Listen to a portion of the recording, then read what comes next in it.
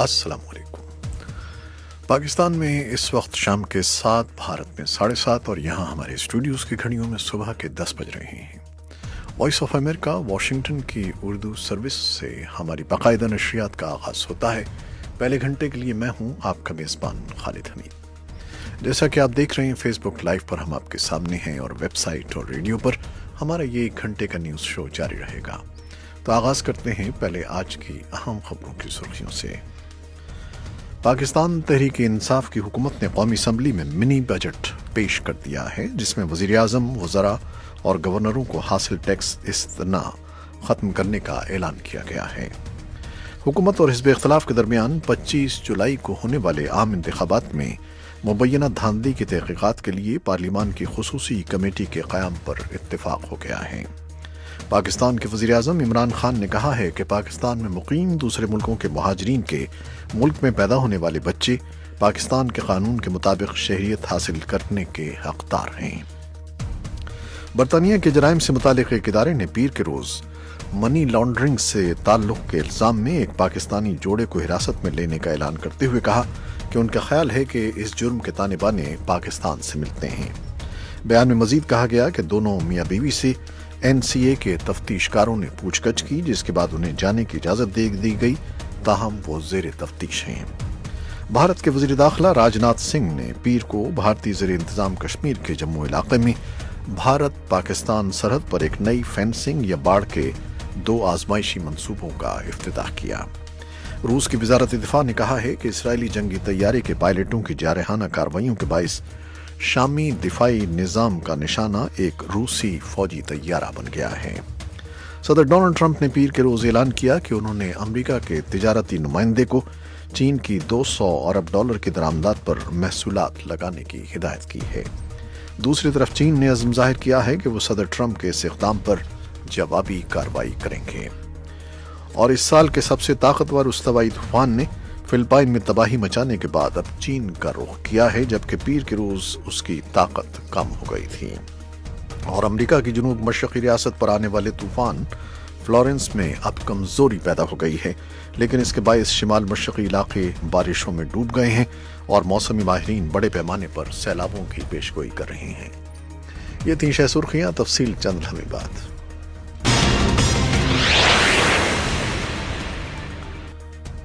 पाकिस्तान तहरीक इंसाफ की हुकूमत ने कौमी असम्बली में मिनी बजट पेश कर दिया है, जिसमें वज़ीर-ए-आज़म, वज़रा और गवर्नरों को हासिल टैक्स इस्तिस्ना ख़त्म करने का ऐलान किया गया है।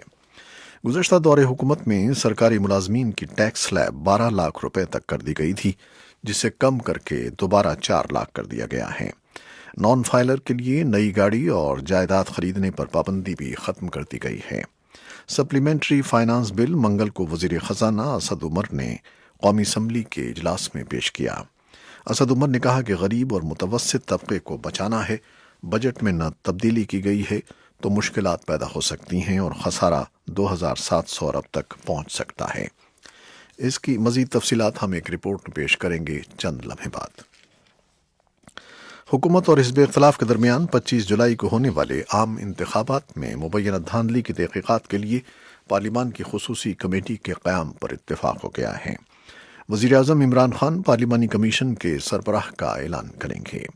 कमेटी में हुकूमत और हिज़्ब इख्तिलाफ के अरकान की तादाद बराबर होगी।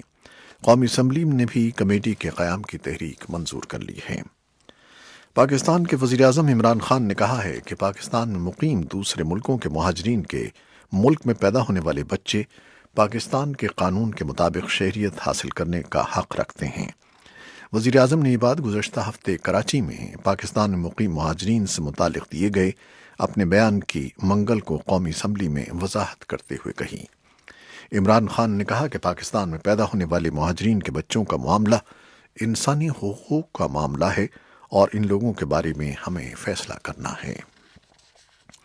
बरतानिया के जराइम से मुतालिक एक इदारे ने पीर के रोज़ मनी लॉन्ड्रिंग से ताल्लुक़ के इल्ज़ाम में एक पाकिस्तानी जोड़े को हिरासत में लेने का ऐलान करते हुए कहा कि उनके ख्याल है कि इस जुर्म के ताने बाने पाकिस्तान से मिलते हैं।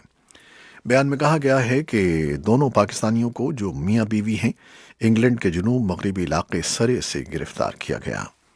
بیان کے مطابق برطانیہ میں ان کی جائیداد کا تخمینہ 80 لاکھ پاؤنڈ سے زیادہ ہے، جبکہ ان کا کوئی قانونی ذریعہ آمدن نہیں ہے۔ بیان میں مزید کہا گیا ہے کہ دونوں میاں بیوی سے NCA کے تفتیش کاروں نے پوچھ گچھ کی، جس کے بعد انہیں جانے کی اجازت دے دی گئی، تاہم وہ زیر تفتیش ہیں۔ بھارت کے وزیر داخلہ راج ناتھ سنگھ نے پیر کو بھارتی زیر انتظام کشمیر کے جموں علاقے میں بھارت پاکستان سرحد پر ایک نئی فینسنگ یا باڑ کے 2 آزمائشی منصوبوں کا افتتاح کیا۔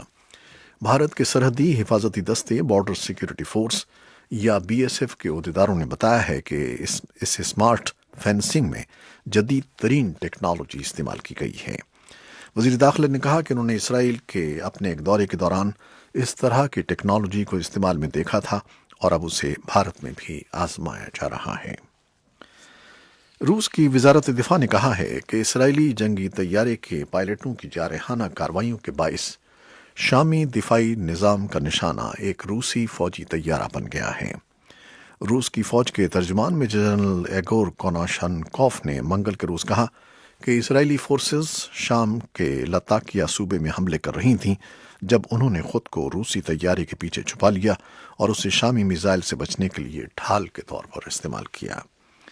اسرائیلی فوج نے روس کے اس الزام کی تردید کی ہے کہ اس نے اپنے ایک طیارے کو ڈھال کے طور پر استعمال کیا اور کہا کہ طیارہ کارروائی کے وقت اس علاقے میں نہیں تھا۔ امریکہ کے صدر ڈونلڈ ٹرمپ نے پیر کے روز اعلان کیا ہے کہ انہوں نے امریکہ کے تجارتی نمائندے کو چین کی $200 ارب کی درآمدات پر محصولات لگانے کی ہدایت کی ہے۔ صدر ٹرمپ کے اس اقدام سے دنیا کی ان 2 عظیم معیشتوں کے درمیان تجارتی جنگ میں مزید اضافہ کا خطرہ ہے۔ چین پہلے ہی یہ اعلان کر چکا ہے کہ امریکہ کی جانب سے نئے ٹیکس لگائے جانے کی صورت میں وہ بھی اتنی ہی مالیت کی امریکی اشیاء پر اسی تناسب سے ٹیکس عائد کرے گا۔ توقع کی جا رہی ہے کہ نئے محصولات کا اطلاق 24 ستمبر سے ہوگا اور اس سال کے آخر تک ٹیکس کی شرح 10% ہوگی، جبکہ اس کے بعد اسے بڑھا کر 25% کر دیا جائے گا۔ صدر ٹرمپ کا کہنا ہے کہ چین کو تجارت میں غیر منصفانہ رویہ ترک کرنا ہوگا۔ دوسری طرف چین نے عزم ظاہر کیا ہے کہ وہ صدر ٹرمپ کے اس اقدام پر جوابی کارروائی کرے گا۔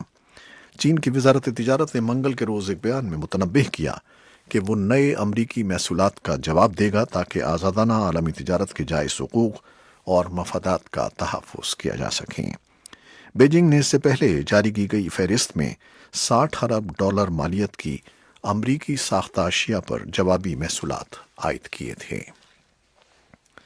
اس سال کے سب سے طاقتور استوائی طوفان نے فلپائن میں تباہی مچانے کے بعد اب چین کا رخ کیا ہے، جبکہ پیر کے روز اس کی طاقت کم ہو گئی تھی۔ فلپائن میں بڑے پیمانے پر نقصانات کے علاوہ 60 افراد ہلاک ہوئے، جبکہ چین میں 4 افراد ہلاک ہوئے۔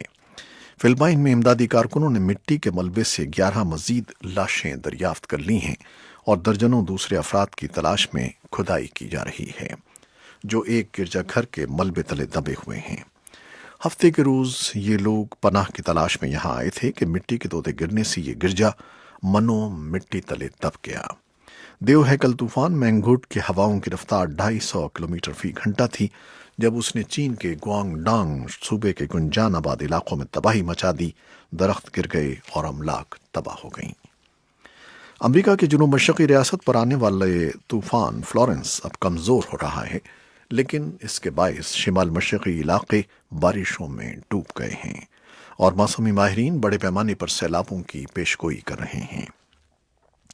ورجینیا سے لے کر ورمانٹ اور نیو ہیمپشائر تک کے علاقوں کو منگل کے روز سیلابوں سے ہوشیار کیا گیا ہے۔ پیشگوئی کرنے والوں کا کہنا ہے کہ فلورنس اب ایک استوائی طوفان رہ گیا ہے، لیکن اس کی ہواؤں کی رفتار 35 کلومیٹر فی گھنٹہ ہے۔ شمالی اور جنوبی کوریا کے لیڈروں نے پیانگ یانگ میں 3 روزہ مذاکرات کا آغاز کر دیا ہے، جن کا مقصد علاقے کو بالآخر جوہری ہتھیاروں سے پاک کرنے اور سرحد پار تعلقات کو بہتر بنانے کے لیے ایک معاہدہ طے کرنا ہے۔ شمالی کوریا کے لیڈر کم جونگ ان اور جنوبی کوریا کے صدر مون جے ان شمالی کوریا کی حکمراں ورکرز پارٹی کے ہیڈ کوارٹرز میں ملاقات کر رہے ہیں۔ بات چیت کے اختتام پر دونوں سربراہ بدھ کے روز ایک مشترکہ اعلامیہ جاری کر سکتے ہیں، لیکن یہ مذاکرات کے نتائج پر مبنی ہے۔ ایرانی میڈیا نے اطلاع دی ہے کہ وسطی ایران میں ایک بس ایک ٹینکر سے ٹکرا گئی جس میں کم از کم 21 افراد ہلاک اور درجنوں زخمی ہو گئے۔ سرکاری ٹی وی کے مطابق یہ ہولناک حادثہ پیر کے روز تہران کے جنوب مشرق میں پیش آیا۔ فوری طور پر حادثے کی وجہ معلوم نہیں ہو سکی۔ یہ تھیں وہ خبریں جو فیس بک لائیو پر ہم نے آپ کے لیے پیش کیں، ویب سائٹ اور ریڈیو پر ابھی ہمارا یہ شو جاری ہے، ہمارے ساتھ رہیے گا۔ فیس بک لائیو سے اجازت لیتے ہیں، اللہ حافظ۔